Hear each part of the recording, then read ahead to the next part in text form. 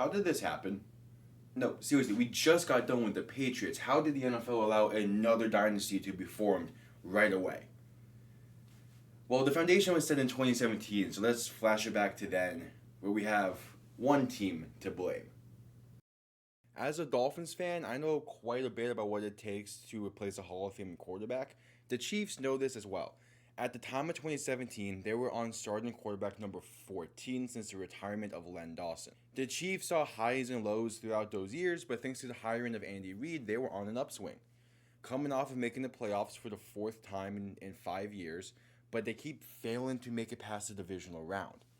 With that fact and Alex Smith getting up there in age, it was clear he wasn't a long-term answer, and the 2017 draft class had a promising QB class at the time. The Chiefs sat at 27, which according to one mock draft would have allowed them to select Deshaun Watson out of Clemson. Another mock draft had them waiting until pick 59 to select quarterback in Nathan Peterman.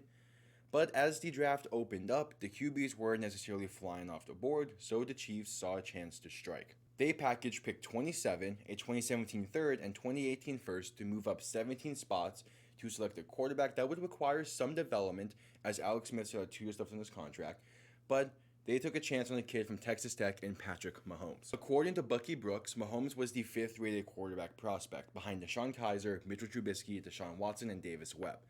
This was in large part due to the air raid style of offense that Texas Tech ran, which was extremely pass-heavy compared to a more balanced nature of an NFL offense. Plus, Mahomes had sloppy footwork and mechanics coming out of college, which caused some teams to be kind of standoffish with him due to it requiring a retool of his fundamentals, which for some teams would take too long. The Chiefs took a risk knowing that Mahomes would have time to develop his game and learn behind a former number 1 overall pick.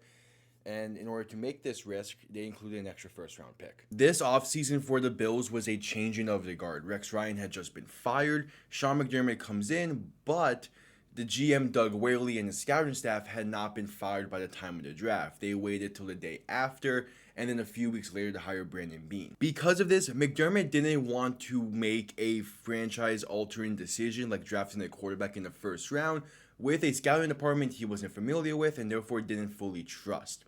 He instead handled the 2017 draft in a mindset of seeing what they had in Tyrod Taylor and then regrouping for the following season.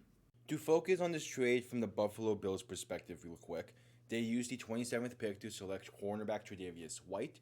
He would finish second in Defensive Rookie of the Year voting behind Marshawn Lattimore and played 7 very solid seasons in Buffalo, making the Pro Bowl twice and tallying 18 interceptions. But injuries befell him during these final 2 years in Buffalo and saw him being released as a cap casualty before signing a 1-year prove-it deal with the Rams worth $4.25 million. The 3rd round pick they received would be used to trade up into the 2nd round while also getting an extra 2017 5th round pick. The 2nd round pick would be used to select wide receiver Zay Jones, who would last a relatively unproductive 2.5 years in Buffalo before being traded to the Raiders for a 2021 5th round pick. The 2021 5th round pick was used to select Tommy Doyle, who lasted a total of 12 games over 2 seasons for Buffalo.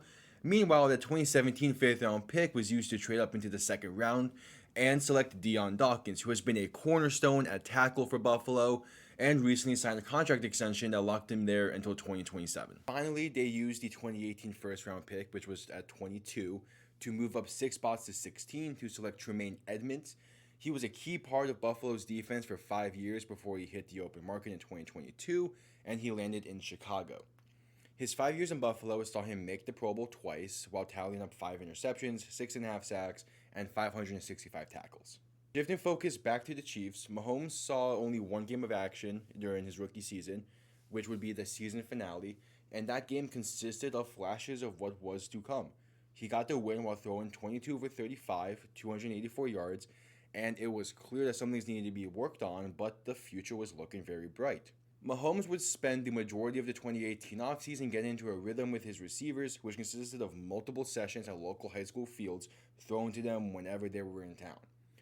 This allowed him to get a feel in for the playbook, as it's easier to get a feel for the flow of plays in the memory when it's actually being ran instead of just being looked at on a page. His work in the offseason quickly paid off as Mahomes would win MVP in just his first year as a starter and making it to the AFC Championship game, which will start a streak of making it there every season as a starter so far. The rest has been history since there, as Mahomes never looked back and has already cemented himself as a future Hall of Famer in only 6 seasons. Meanwhile, Buffalo probably wants this trade back, not because the pieces they got in return weren't solid pieces, but because they have struggled to beat Mahomes and the Chiefs when it matters most in the playoffs. Mahomes is locked up on the contract until 2032. He's going to be scheduled to be an unrestricted free agent in 2033 when he's aged 38. Most likely he'll be brought back for another season or two at that point. But again, that is quite a long while to have your franchise quarterback locked up, which means the AFC has a pretty formidable leader at the helm for the foreseeable future, which I'm not quite looking forward to. But with all that being said, subscribe, you know the gist. Leave a like, comment down below. As always, fuck Buffalo. And I'll see you all next time. So have yourselves a damn good one.